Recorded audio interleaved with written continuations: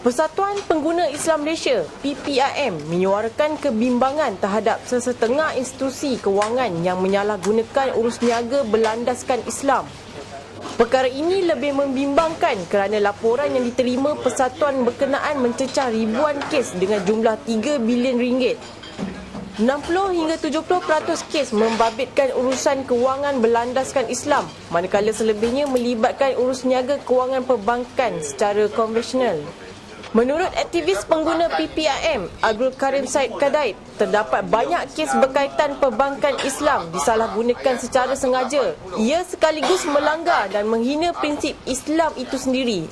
Tambahnya, PPIM menggesa Majlis Raja-Raja serta Majlis Fatwa Kebangsaan mengkaji semula penggunaan perbankan Islam. PPIM juga meminta perkara ini dikaji segera dan tindakan diambil bagi membersihkan penghinaan nyata yang dilakukan oleh segelintir pihak yang ingin mengaut keuntungan segera. Yang diklaim sebagai perbankan Islam, tetapi yang kita lihat amat zalim, amat menekan dan tidak mempunyai sifat-sifat ataupun nilai-nilai kemanusiaan. Ada bank membayar sepenuhnya kepada developer dan pengguna tidak dapat rumah, mungkin satu tiang ataupun tak ada rumah langsung, tak ada naik apa-apa struktur pun, tetapi dituntut membayar sehingga ada yang dibankruptkan. Itu satu isu yang pun kita telah sebut sebelum ini. Banyak yang menjurus kepada menuduh prinsip Islam itu salah, di mana itu memang bertentangan. Apa yang terjadi di Islamic RHB Islamic ini memang bertentangan dengan apa yang harusnya diamalkan oleh perbankan Islam. Jadi itu isu yang kita lihat. Mungkin saya ulas sedikit, di mana pinjaman daripada 200,000 bila tidak dibayar, rumah dilelong dan loan menjadi 600,000. These are questionable practices sebenarnya. Unearned profit dan macam mana, apa formula yang dipakai yang menyebabkan ini satu kezaliman yang amat melampau. Saya tak pernah tengok kezaliman yang macam ni, dan orang lain pun diam. Bank pun yang memberi pinjam pun diam. Panel syariah dia pun diam, mungkin hakim sendiri pun diam. Jadi apa nak jadi? Dan akhirnya Islam itu dilabel sebagai zalim. Tujuan diadakan Islamic Banking adalah untuk menolong, untuk memudahkan. Itu tujuan dia. Jadi kalau itulah tujuan dia, di mana salahnya sehingga seorang itu membeli rumah, kemudian tu rumah itu dijual kepada pihak bank. Bank membeli rumah itu, membayar kepada developer, kemudian menjual balik kepada customer. Now, apabila rumah itu tidak siap,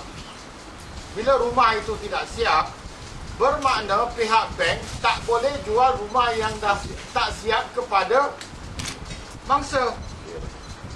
Kalau kita lihat perjanjian perbankan dari segi perumahan dalam bank-bank Islam, ini dia punya metodologi. Bank akan beli rumah yang hendak dibeli oleh pembeli rumah.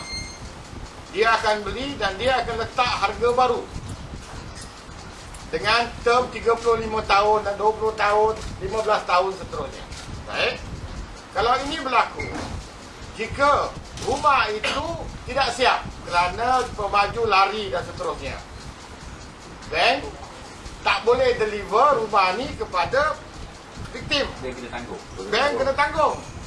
Tetapi apa yang berlaku sekarang, bila pemaju lari, bank charge pembeli dengan harga, bukan saja dengan harga yang duit yang dia bayar kepada pemaju, tetapi dia charge full price. Kalau loan tu dah lepas 20 tahun, dia charge 20 tahun. Dia bayar pada pemaju 60,000. Harga lepas 20 tahun adalah 200,000. Dia charge orang pembeli ni 200,000. Now, kalau ini tidak bertentangan dengan ayat Baqarah, surah Baqarah ayat 280. Kalau ini bukan satu jenis kezaliman, saya tak tahu apa itu kezaliman. Jadi sekarang ini satu contoh yang sedang berlaku dalam perbankan Islam. Islam bagi kami, keadilan Islam bagi kami bukan hanya untuk orang Islam, untuk semua. Dan kami akan memperjuangkan keadilan. Kalau kami lihat keadilan itu dicabuli oleh sesiapa pun, seharusnya mereka berhati-hati. Ya, mereka pastikan mereka tidak melakukan apa-apa yang bertentangan. Dari sudut perbankan Islam, pihak PPIM sekarang sedang menjalankan satu kajian menyeluruh. Dari sudut Akta Perbankan, Institusi Perbankan Malaysia, Akta Institusi Keuangan dan Perbankan Malaysia, dan kita sedang meneliti untuk mengambil tindakan sewajarnya dan menuntut hak-hak kepada semua mangsa-mangsa yang dianiaya oleh institusi-institusi perbankan ini.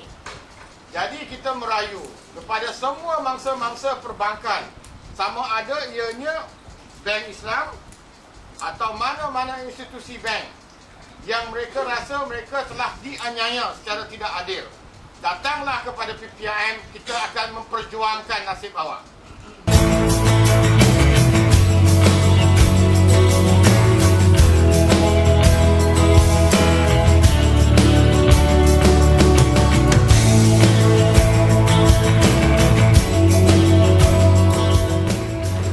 SOL adalah produk untuk saya sebab dia melambatkan penuaan, cantik, awet muda dan meningkatkan keremajaan kulit.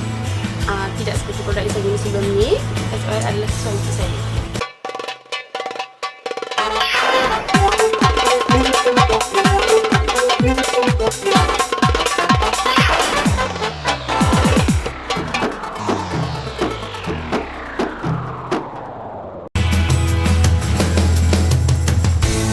Set Total Recall ini pasti akan mengembalikan keyakinan setiap wanita dan lelaki yang menggunakannya dalam masa 6 minggu.